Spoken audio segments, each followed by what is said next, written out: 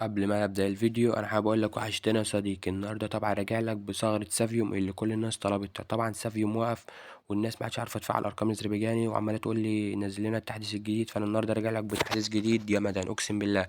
فقبل ما ابدا الشرح ما تنساش انك تدعي لاخواتنا في غزه وتصلي علينا في الكومنتات وتحط لايك للفيديو وتشترك في القناه عشان يوصلك كل جديد.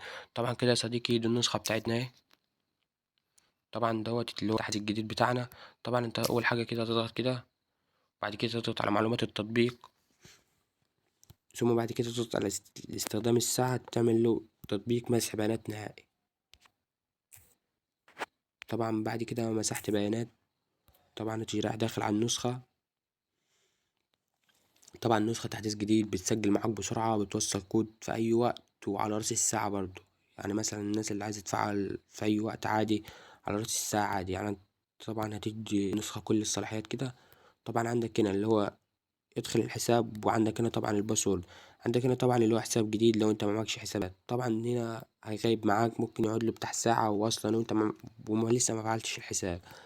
فطبعا هنا كده يا صديقي لو انت معاك ايه اللي هو الحساب الحساب طبعا اهو حساب.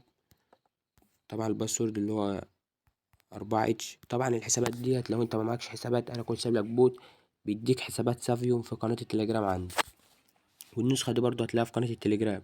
طبعا ما تنساش انك تنضم لقناتنا على التليجرام عشان بنزل فيها كل التحديثات، وقناتنا على الواتساب.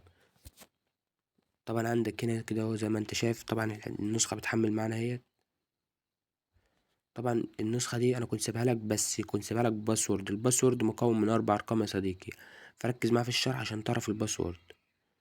طبعا عندك النسخة اهي. طبعا هتعمل هنا ده. طبعا عندك الرقم اهو. طبعا عندك هنا الرقم طلع لطيفي.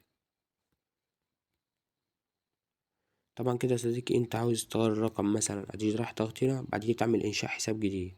تعمل هنا لو معاك حساب جديد. طبعا كده يا صديقي انا اهو اتسجلت بحساب جديد. طبعا عندك هنا طبعا اللي هو طلع برضه.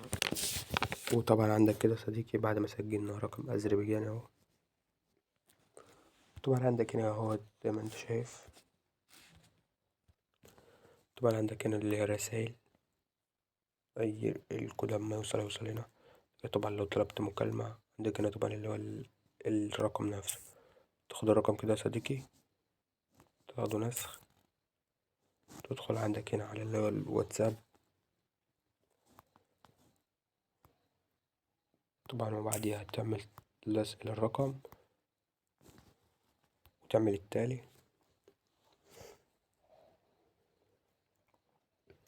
طبعا هطلب الكود على رأس الساعة. طبعا حتى برضه لو مطلبش انا هقولك على طريقة ازاي تشغله في اي وقت. طبعا وعندك خد اول رقمين من الباسورد اللي هما هيكونوا 55. اول رقمين 5 5. طبعا ده كده يا صديقي. وطبعا عندك هنا كده يا صديقي بنفتح الساعة اللي هي بالثواني. عندك بص وهو كده مثلا، عندك هنطلب كود.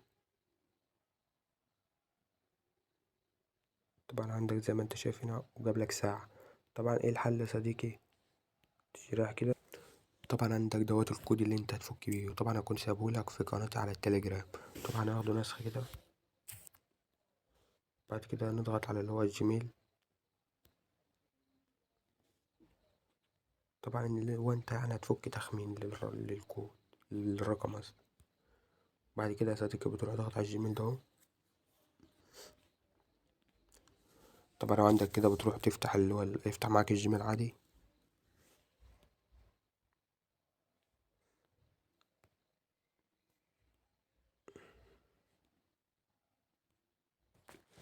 طبعا بتحط الرقم هنا كده يا صديقي في اخر الكود. وعندك الكود ده بتستخدمه لو الطريقة ما ضربش معاك في اول الساعة زي ما وريتك كده. وعندك تاني مشكلة ان انت مثلا لو طلبت في مثلا في الدقيقة 25 او 33 في الدقايق مش اول الساعة، تقدر تفك تخمين وتشغل الرقم في اي وقت عادي. طبعا انت هتعمل ارسال كده. وطبعا كده يبقى انت بعت ايه، بعت للشركة. وطبعا كده احنا نكون وصلنا لنهاية الشرح. ما تنساش انك تحط لايك للفيديو، تشترك في القناة، وتدعي لاخواتنا في غزة، وتصلي على النبي في الكومنتات. واشوفك الفيديو الجاي. خد اخر رقمين من الباسورد اللي هم يكونوا 17. اخر رقمين من الباسورد 1 7. واشوفك الفيديو الجاي يا قمر. سلام.